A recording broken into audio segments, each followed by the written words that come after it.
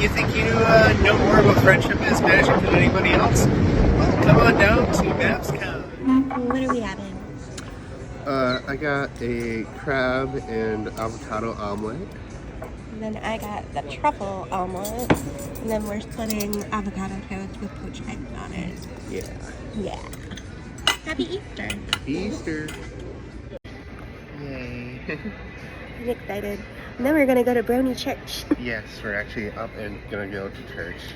And we're both not dying for one. I know. Well, I'm sure it'll hit me after I eat, and I'll be like, I want a nap. But I'll go to church. Yay. So, BabsCon, how are you doing this fine Easter morning? I'm glad to hear it. I'm glad to, well, partially see you all. These lights are really bright. But I'm glad you're here for Brony Church. But I am not the one to host this. I am simply the means by which to forge a connection. So please give it up for Fiaura the Tank Girl. It's Sunday morning. I don't expect them to have that much energy. There we go. So Fiaura, please take it away. Okay. One problem. I can't see your screen, so I have no idea what slide you're on. Well, I can see you. Oh, that's fair. Hi, everyone. I wish I could be there in person. I don't have the financial money right now to pull that one off. So in the meantime, I will be presenting to you remotely. Thank you all for getting up on a Sunday morning after you've been partying so hard that some of you can barely be awake to come see this panel. How many of you were at a Klingon party? Did you bring enough blood wine for everyone? Shock. Sorry if I didn't mean to interrupt, but I did. You're fine. I will also want to thank Silver Quill here for facilitating this remote panel. I did not expect to be able to do any panels this year, much less one remotely, so thank you! You are most welcome, Phoebe. Glad to have you here. Next time I see you, I'm taking you to dinner and I'm paying, and if you slip it to the waitress, I will ensure there's fried chicken.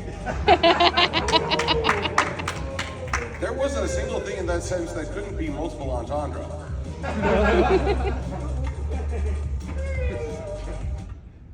Hi, I'm Fiaura. I blow things up. I play Quake for BabsCon when I can attend. I have been in the fields of human sexuality and communication for 10 years now. That needs to be corrected. I'm older now. This is weird. And Doodle is the reason why this panel exists, because she started asking questions about ponies and I started staying up for days on end to figure them out. Madness. It's her fault. She's there at the con. She's one of the con executives and board members, and you should go bother her. I'm also here because Silver Quill has facilitated this wonderful digital panel despite the fact that I can't physically be there right now. This is Wandering Sunrise. She's the pony I write about for Fallout Equestria, and the whole idea that in a post-apocalyptic wasteland you should just do better. I'm a horrible person. And now we're going to take a look at ponies, specifically how they help us. Now I have no idea if the sound will transmit, but I'm going Yes, to. it does. I know, right? Because I'm what? I'll check the preparations as fast as I can, then get to the library to find some proof of Nightmare Moon. Oh God, my time skipped. Now this is what we expect to have happen Hello. when you talk to a random person. Ah!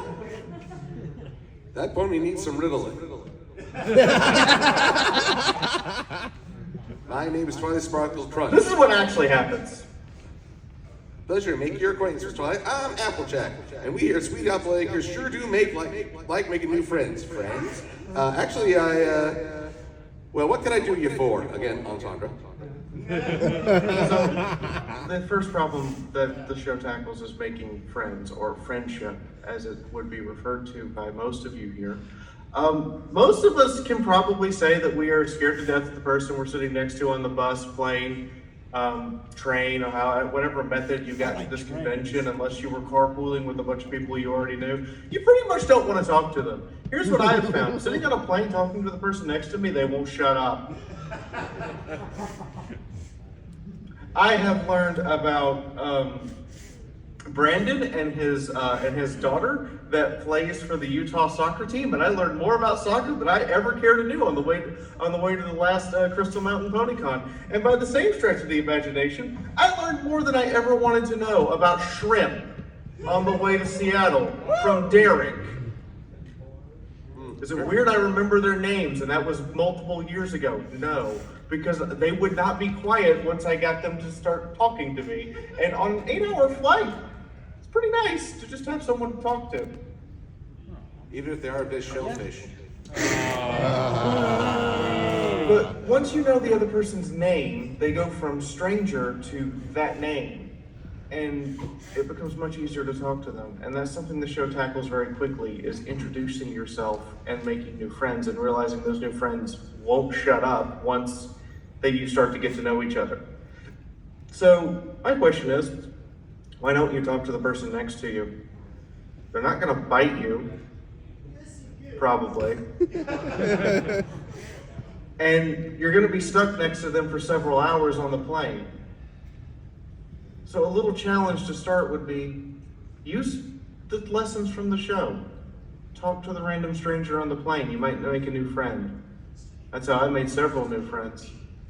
And one of my highest tier patrons is someone I met on a plane. I'm gonna go ahead and warn you all, I am not gonna hold any punches throughout the entirety of this panel, so we're gonna get started with, if anybody has ever felt guilty, I'm not gonna make you raise your hand. We're about to go down Guilt Trip Alley. To punish myself for the evil I caused this nightmare moon. But why would you do that? I mean, have you ever felt so guilty you made an apocalyptic nightmare that was going to destroy the entire world? You're saying if about what you did this nightmare moon, then you just have to stop feeling bad for what you did. How can I forgive myself? I'm no better than I was then. My creation is about to turn the world into a living nightmare. But look at what you're doing. Nightmare Moon would have helped the Tantabus to turn Equestria into a nightmare. You're doing everything you can to stop it. Don't you see? This proves you're not the same pony as you were then. You're the absolute best princess in the entire world, and anyone who disagrees is wrong. We all trust you, Luna. Do you trust us to believe that we're right?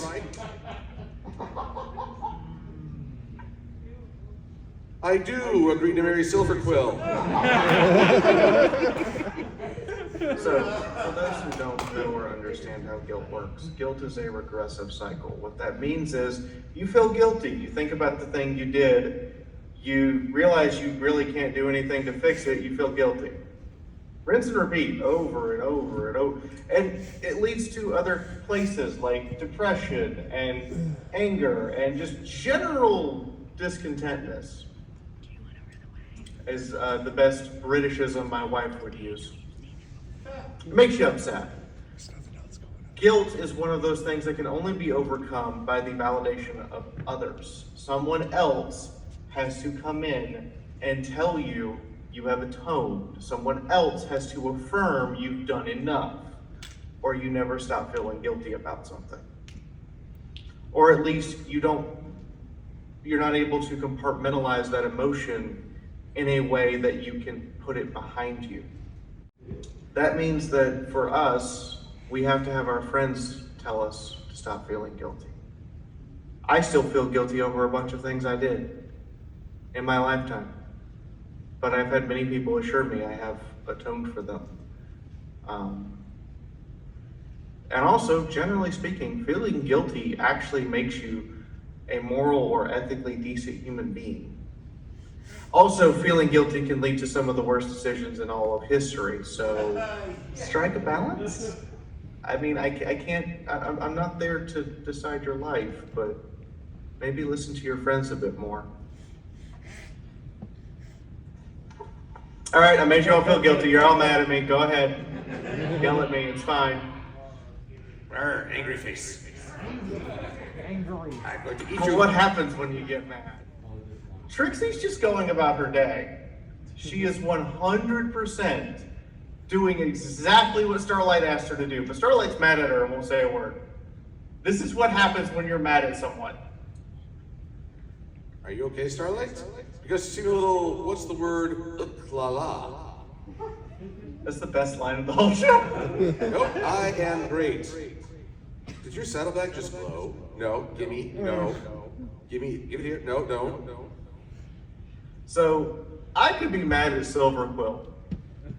Please, I And no matter urge it. what he was doing, if I did not express to him that I was upset with him, he could be sitting over in the corner eating saltine crackers and drinking a Sprite, and I could be looking at him and going, look at him eating saltine crackers like he owns the place. That's how it feels when you're mad at someone. You bottle it up, and it just won't come out. And eventually it explodes. If you were to say, express, hey Silver Quill, I didn't like the way you said la. Oh, I will roll off the tongue on ooh la la. Then I would be able to let that anger out and let it go. And as soon as I can let it go, we can go back to having a normal friendship, or whatever the essence of our angry, yell at each other relationship is. Can I still have some saltines and Sprite though? Yes. Maybe, I don't know. Do you own the place? Point is, you have to actually talk to your friends, and a lot of things that are wrong with the current friendships you have could easily be solved by just expressing how someone has upset you and then letting them tell you what you can do to fix it, or have them ask you what they can do to fix it. You can head off a lot of problems, and I have seen so many people lose entire friendships because of something that happened in the past that someone never let go of and never expressed was wrong. It's so much easier to deal with when you just open up and talk about it. Emotions aren't bad. Now I've made you all realize that you've lost a friend here and there, and some of you are now depressed and upset. Let's talk about what depression does. Now in this entire scene, Spike is not a character, he's a sounding board. Your friends are all lying to you and avoiding you because they don't like your parties and they don't want to be your friends anymore. Aha! I knew it! Oh God. Oh, that's just cruel. They don't want to be my friends anymore. Oh, that's just cruel. So stay classy, Spike. Stay classy. Stay classy. This is how depression works. You get depressed about something, you think about it, you get more depressed. You try to think about something else, you go back to where you were and you get more depressed. I've been here. I've woken up in the morning, not wanted anything to do with anyone, and refused to take any hands. And the moment that I accept someone actually likes me enough to have me come do something with them, like watch a film, watch a TV show, play a video game, or just talk and hang out, I feel better. I feel up to eating. I feel up to going and doing exercise, because depression, like guilt, is that same cyclical cycle where you can't break it on your own. You're stuck in it. You're trapped. If you allow someone else to reach in and pull you out, though, you can get out of it. Depression and guilt are two of the most common issues we have in mental health, and they always require other people.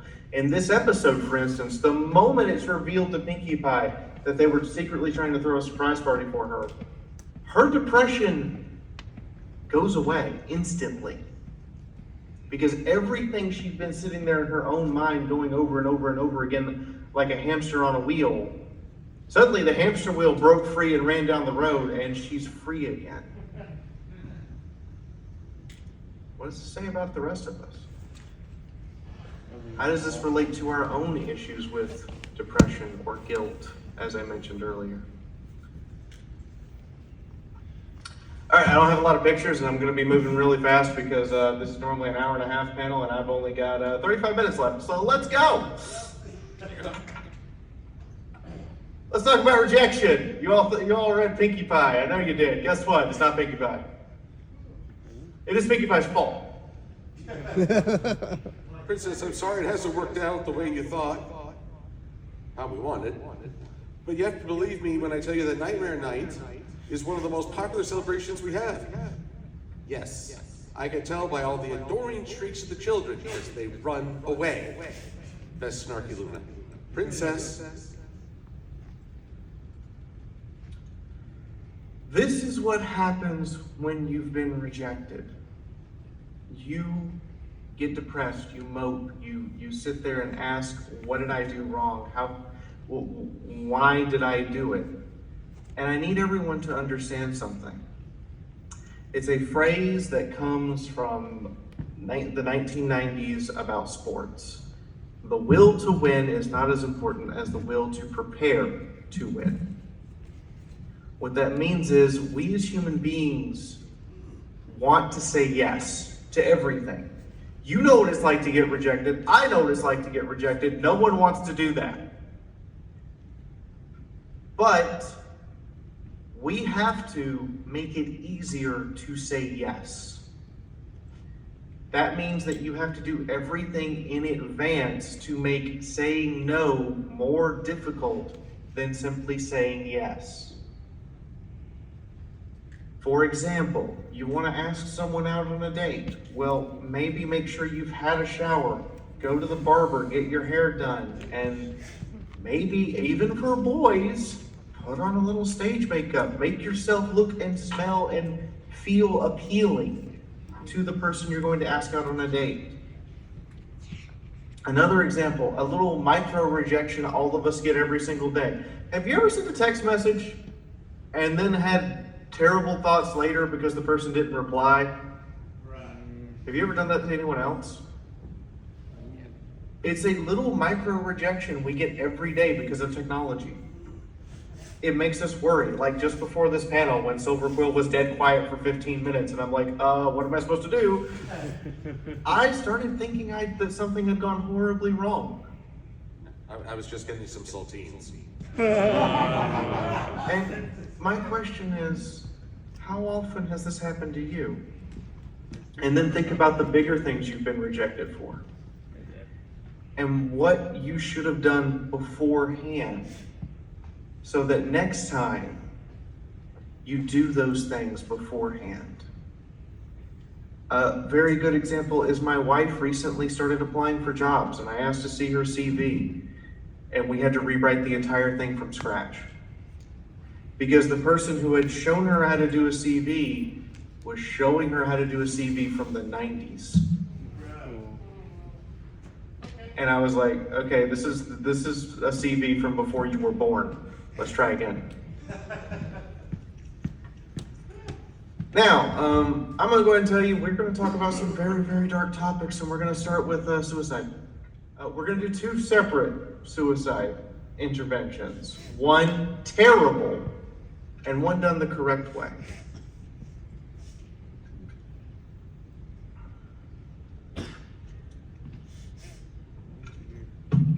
You all know the saying. Yes. Come one, come all, come and see the pathetic and friendless Trixie's way to go, dum-dum. You really messed it up for this time. Repentance tour. That's a cry for help. It's a working title. It's a working title! Behold, your fears come true. A pony-eating manticore. Ferocious growl. Arr.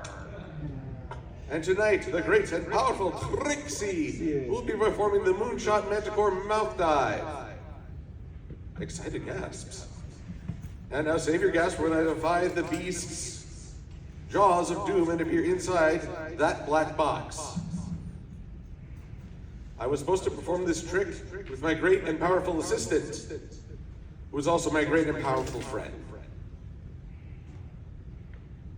Now, this is exactly the opposite way to do a suicide intervention. 100%. Starlight, I will never forgive you for this. I still haven't. Yes, I see you in the front row there, Starlight Man, and no, I still haven't forgiven her. You should be stepping in and stopping this immediately.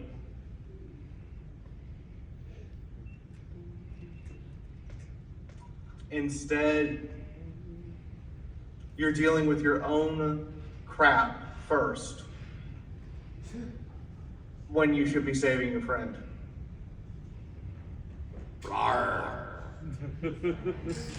Starlight, if you're out there and you still want to be friends, let's be great and powerful together. Please.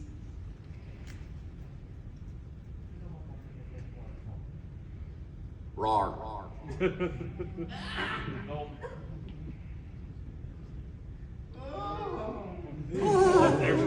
Oh, that's just cruel.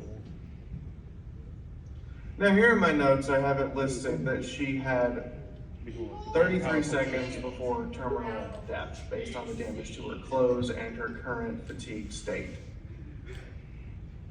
33 seconds. I'm sorry, Starlight, you really should have stepped in before the cannon fired. Now, let's see how an intervention should be done properly. Although I have a question. What happened to her helmet? I know, right? Where'd her helmet go? Okay, this is like very Russian. I apologize that the subtitles are in Russian, Silverquill, but this is the original piece that I did the work off of because at the time this was the only episode I could get. And I don't update the clips because I would have to redo everything because they would be in different formats. I understand, but if you want me to try and translate this, I will start a roll. No, I'm not going to expect you to translate this. So I will instead skip to the part that's the important part. Where is it? So we have Yoda. You want to turn into stone. That's what I get. I'm right, that's true. Honey, there's some nature stories from us. So you say, stay. I'm afraid I'm the stories coming in. Anything with your age. And if anyone wants to have to tell you a story, Yoda tell pony story. And last, in front of school, you only know that in Yoda's range, Yoda makes sense, and he has a rock hoof, right, and strong, and like, right, Yoda grow up. You don't want to be just like Professor Rockhoof. Then she mentioned him for anything nice. Those as I could do to save the rest of the story. You don't want to hear the story. So, what happened there? In a word, Yona did what would be an appropriate suicide intervention, step by step, what normally takes years of counseling in 2 minutes. First, she stopped the actual act. She interfered physically to prevent Rockhoof from going forward.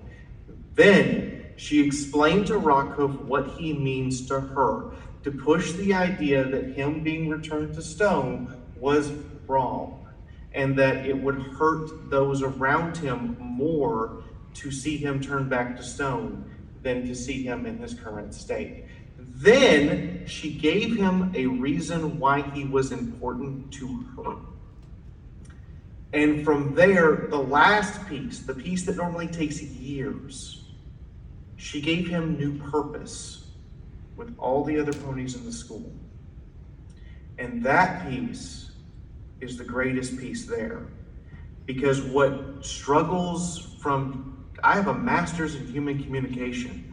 One of the greatest struggles for a suicide victim is years of therapy to push away the suicidal thoughts and have a new purpose in life. Yona did it in 20 seconds. Best creature. Best yak. Definitely best yak. Now, there are some of you who are Fluttershy's in the audience, and no, I'm not going to make you raise your hands. That would be cruel and unusual. Oh, I'm both a Fluttershy and cruel and unusual. To yourself. Wow, I've never heard you sing a song like that in years. It was a little slice of heaven with ice cream on top. Fluttershy, I cannot believe your spectacular voice. Is it part of the Ponytones Quartet? Well, especially since you're having us perform for your Ponyville Pet Center fundraiser tomorrow night. Well, you see, this simply must be rectified. You must share your stunning voice at the event. Yeah, it'll be amazing. Oh, this is the worst most Pinkie Pie. You'll be up there on stage, the center of attention, a shining star. With everybody staring at you, judging you, jealously noting how they could be way better than you. Why wasn't it them? Why wasn't them? And then when you choke, when you mess up, you'll become a seething mess and be horribly humiliated. Never even show your face at parties again. Pinkie Pie, don't be ridiculous. So, that's what most of you who are very socially anxious are like right now. You require your friends' support. You require help and assistance to just come to a convention.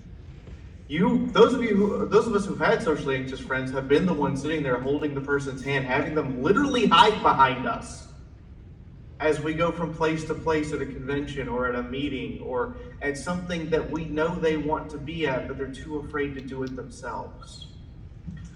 What you have to do with a socially anxious person is bring them out of it slowly. Yes, it's okay for you to be their shield. Yes, it's okay for them to grip onto your arm. But what you will notice happening sometimes over a course of the day or sometimes over the course of many years is slowly they stop hiding behind you because they get acclimated to their surroundings and to the people that are around them. And they push out from behind you. And then they start dragging you along instead of you having to look at them and go, hey, can we go do the thing? And they're like, I don't know, there'll be food. Okay. It's now, hey, I want to go do the thing.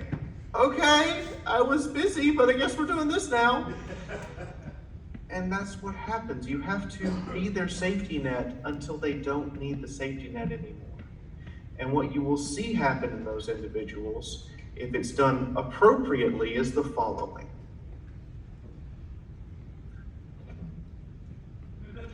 No. What did you say? No. What did you say? No. Oh, I hate to be you right now. That trusting really worries me. I hate to be you right now because Iron Will is going to rain down a world of hurt unless Iron Will gets money pronto. As I recall, during your workshop, you promised 100% satisfaction guarantee or you pay nothing. Well, I'm not satisfied. What do you mean you're not satisfied? Everybody has always been satisfied. Well, I guess I'm the first. But since I'm not satisfied, I refuse to pay. It's as simple as that. No means no.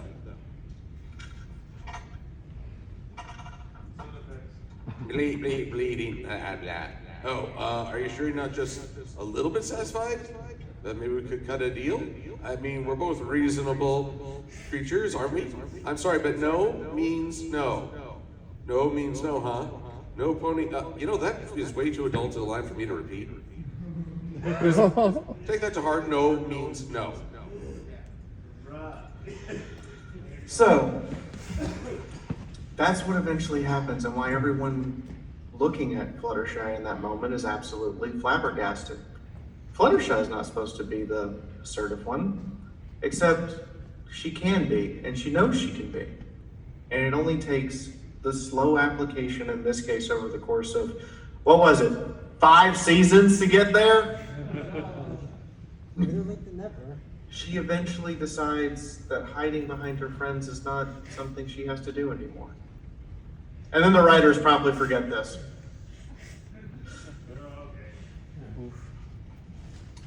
All right, there's no clip for this one. Please don't try to matchmake your friends. Look, I get some of you are shippers, and it's fine if you want to ship fictional characters and you have your justifications. That's fine and lovely. Stop shipping your friends. I have a master's in human communication, a bachelor's in human sexuality. and I can tell you with a straight face, you cannot ship your friends in real life. 83% of marriage counseling cases are, well, our friends hooked us up. What? Please stop doing this. You're not safe for me, Lightning Bliss. Please stop. All right, so many of you here probably work a corporate day-to-day job, and this is what it feels like when you clock in. Oh, that's just Brony. What it feels like when you clock in, isn't it? Brony. Musical. Oh, it's a stick. Look out, she's got a stick. Beware the stick, beware the stick, beware the stick. It's a stick. We're at a bridge, we're at a bridge. I want to point this out. If you are willing to let your employees be themselves and work how they see fit, you get better results, statistically. These are my old skis. This is where I first met Starlight. Maybe you can reminisce another time? She's almost to the caves. Feel like an airdrop? Da-da-da-da. Da-da-da-da. Da-da-da-da. Da-da-da-da. Da-da-da-da. Da-da-da. Smashing glass. That's whoosh. So, I know many of you probably work a job where you have to clock in or have set hours or things of that nature. I'm fortunate enough I don't have to, thanks to the support of people in this audience and people who are on my Twitch and other places. The point here is this. What I have found in reading employee productivity surveys, employees are genuinely willing, and this is a strange statement for me to say out loud, they're willing to take less money if the job doesn't treat them poorly. I know, right? If an employee wants to wear a pin on their uniform, what's wrong with it? Let them. If an employee wants to put posters all over their office, so what? So long as they're, safe for work, who cares? Let them make their space their space. If the work is getting done and they're doing so in a clean and healthy manner, who are you to interfere? The point is, if you let employees work the way that they think is best for them, they'll stay with you for less money. This would be like the most capitalistic mental health thing in history if employers would just listen. Why should I have to show up to an office in a suit and tie? Why can't I appear in... I'm not dealing with customers in person. Why can't I appear in shorts and a t-shirt? No, for you. Yeah. Come on. Thanks, boss. Okay, don't be either of these two. Very simple lesson. You can embrace your feelings, but don't be so crippled by them that you can't do anything. While at the same time, please don't deny that they exist. Baka. Little white lies don't hurt anybody, right? Absolutely not. Little white lies do not hurt a soul. I'm gonna stop letting these whole clips play because we don't have time, but little white lies don't hurt anybody. I don't like pie horse. And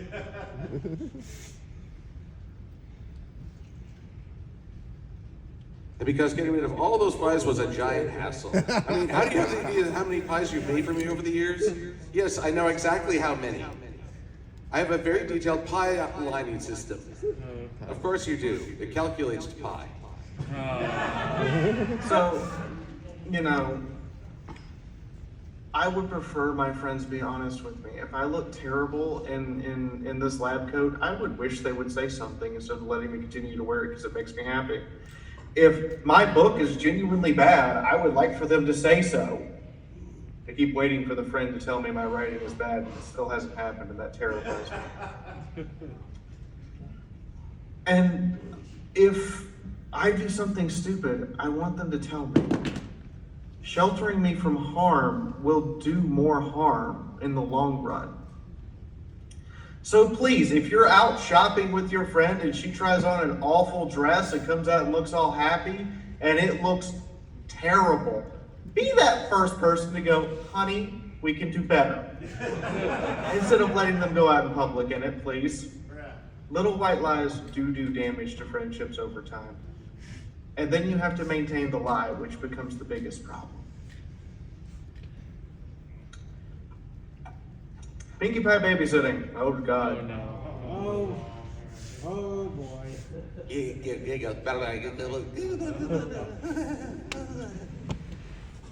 No better than Sparky.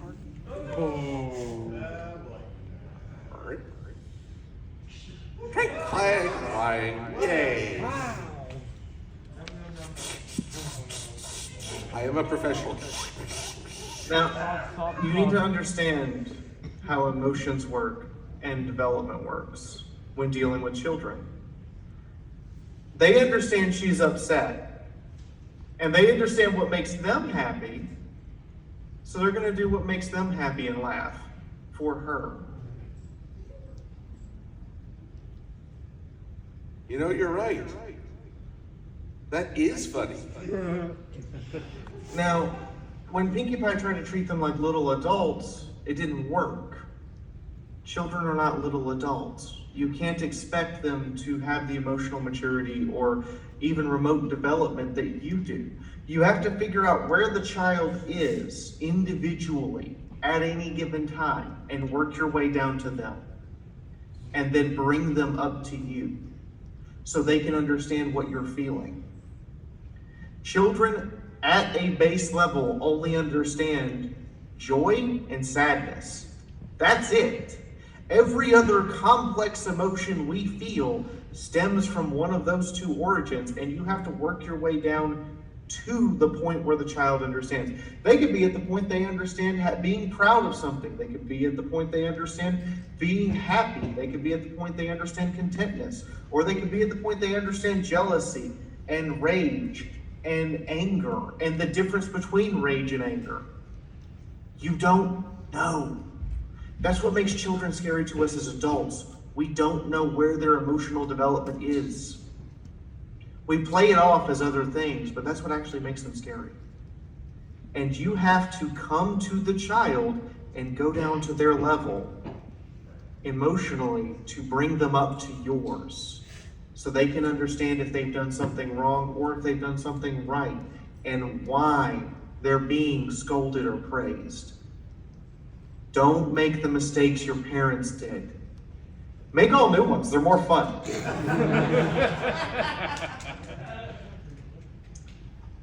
Now, the person I love the most is an ocean away. And when this episode came out, I had to tell her goodbye the next day because she had to go back home.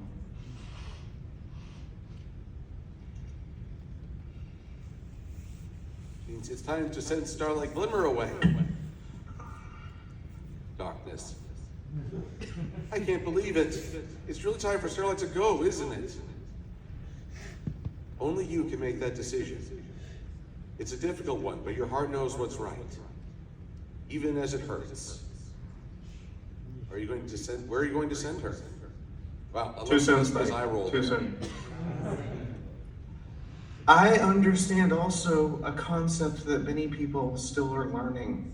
The tighter you squeeze someone, the more of them that slips between your fingers. My lover has to live her life. She has to do what she wants. My wife has to go be her. I cannot dictate, control, or otherwise interfere from across the ocean in any significant way beyond words. So, we talk to each other every day. We see each other on a video call once a week. That's it. That's all we have right now. You have to let someone else go be them in order for them to grow and become the person that you truly want them to be. And it's the hardest, most difficult thing. But remember, people who are truly friends will pick up with you as if you had not spent a moment alone. And now we get to the part that makes me cry. Wrong clip. These are still mislabeled. It's been 3 years, they just still mislabeled. I keep adding to this panel, forgetting to relabel these clips. Let's stop it. Or you have did it. You're trying to be effect. Here's off. Yeah, I did it. I know. Lots of arguing. Lots and lots of arguing. Rabble, rabble, rabble. Rabble, rabble, rabble. Wobble, wobble. Say stop.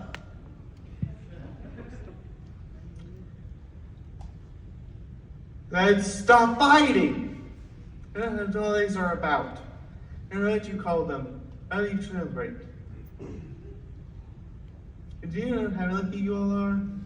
These are caring and kindness, and pressure they're about. Just have to play. I'm about a balloon festival. One time of year, we are those nice to each other. As they can be.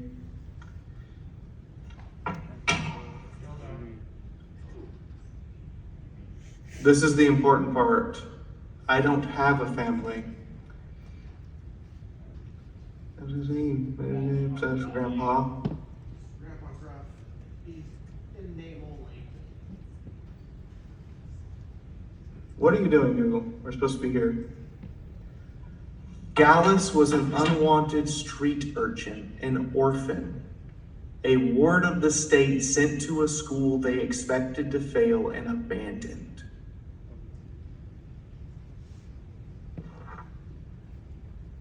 At the time of writing this, 1 in 3 college students don't go home for Christmas. As of today, I checked the statistic. It's now 3 in 5. 3 in 5 people who are in college don't go home for Christmas, or New Year's, or Ramadan, or Kwanzaa, or whatever you celebrate, Hanukkah. The show's demographic is now in college. They are either sophomore, the original season 1 demographic are now sophomores to seniors and graduate students in college. How many of you know where all of your friends went for the holidays last year? I know where I was. I was at my apartment by myself. And the thing that sustained me was people asking if I could come to their house instead, and the answer turned out to be no far too many times, but the mere act of asking made me able to smile and kept all of the terrible thoughts that would have been there away.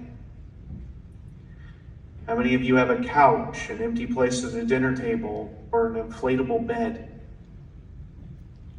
Maybe you should ask this year, hey, you got somewhere to go, bud? And if the answer is no, at least make the offer.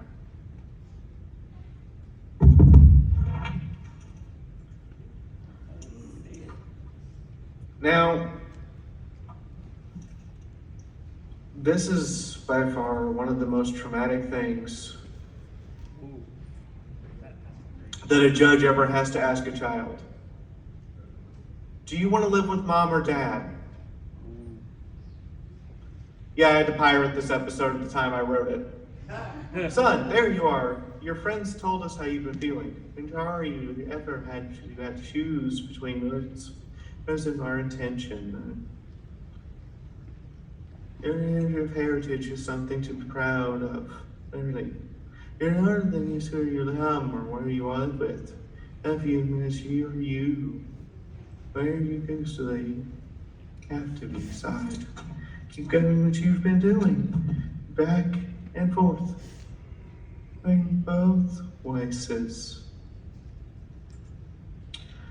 One of the most traumatic things a judge has to ask a child is where you want to live with mom or dad. It is the worst thing in the world to ever have to ask them. I understand that relationships aren't perfect, and I understand you can no longer stand the person whom you made a child with, but you should not let the sins of the parent pass to the child under any circumstance. One of the most glorious pictures I ever saw in 2019 was a soccer field. And you were at the sideline. And on the left, you had dad and stepmom, with a small space in between for someone to sit. And then on the right, you had stepdad mom on t-shirts. I get it. And in an abusive relationship case, I wouldn't make this call. I would tell you, yes, you were right to leave. But at the same time, in something that wasn't abusive, where you two decided you couldn't live with each other anymore, let the kid be a kid. And put aside your differences and don't use them for machinations against each other, but instead, just let them do what they want to be happy and make a truce. Your sins don't pass to them.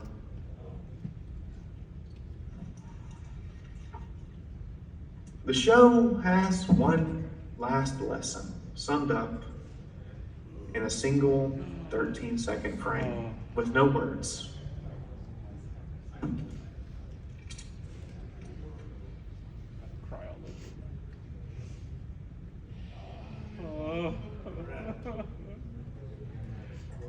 That's it.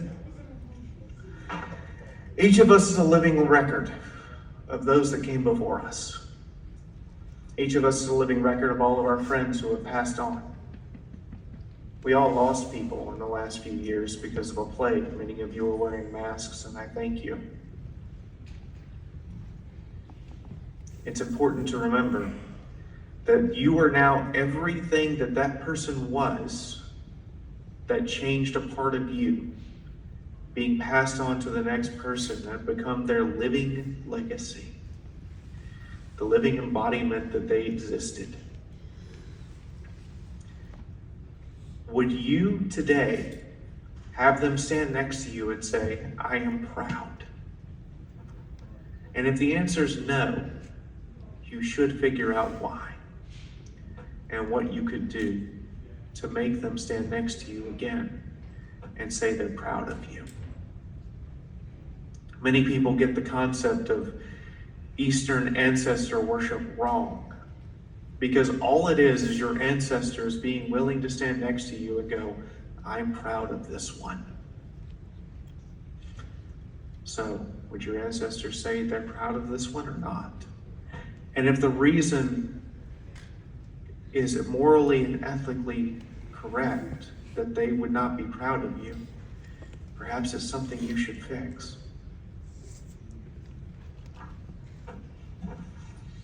That's the last lesson. Pass on your knowledge so that others may find it one day. Now, I do have one more clip, but we're out of time. This is normally an hour-and-a-half panel, and I've been rushing to get just enough time for some questions. And we have 3 minutes, so please come on up to the center mic, as big as you can. If you have a question, statement, yes. In the Manticore scene, did Twilight share any blame, in your opinion? yes, for all the wrong reasons. Did she have held on to her disdain of Trixie for that long, and with that intensity with Starlight? I don't know. What I do know is they should have stopped the cannon firing first and foremost, and then dealt with their internalized emotional problems. I can't, emotionally fix a person who's not breathing anymore. And I can't fix a relationship to someone who isn't able to open their eyes. Thank you.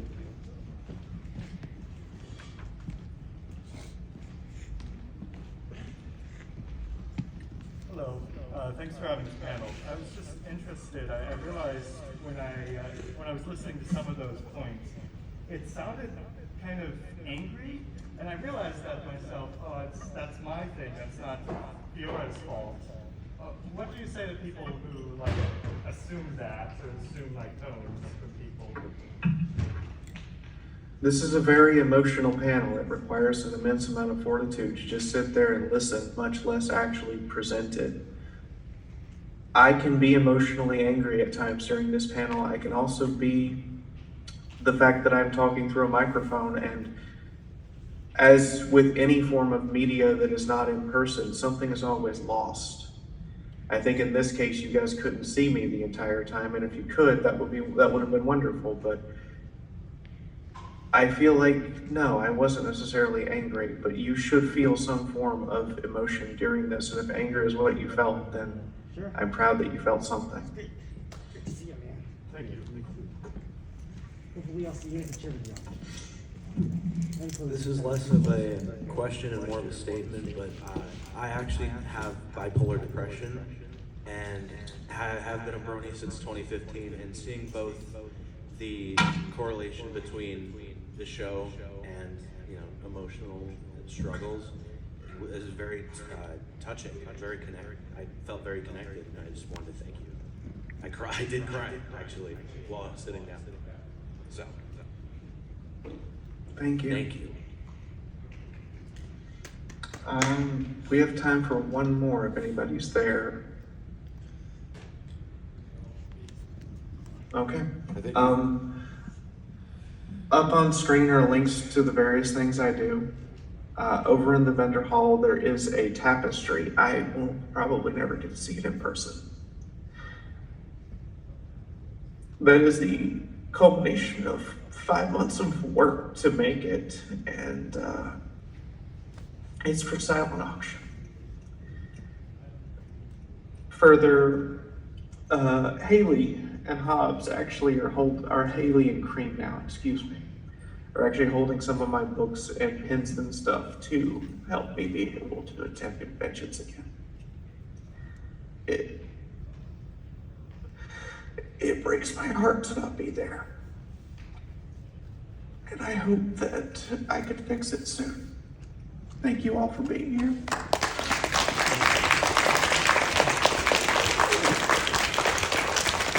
I'm going to say it there. Thank you, Tim.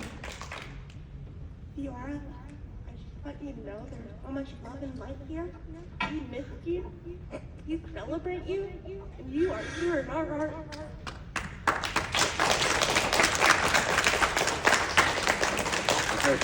We know you're here in spirit, and we are celebrating. And if you want to check out this amazing mural, it's basically just head down the hallway to the vendor hall, and it's on your right before the hallway takes a left. Oh, and yes, we got time for one more.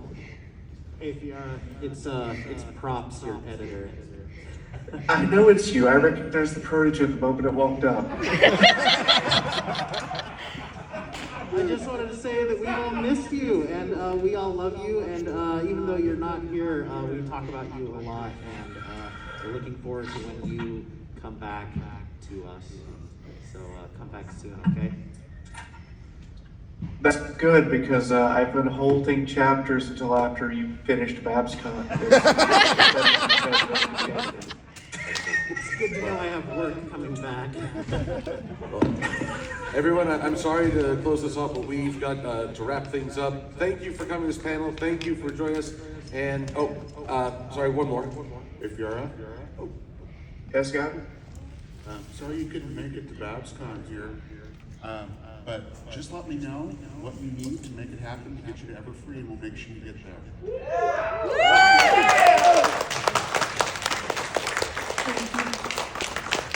We want you there to participate and miss you here, so you have a good time and don't worry about anything, we'll take care of it.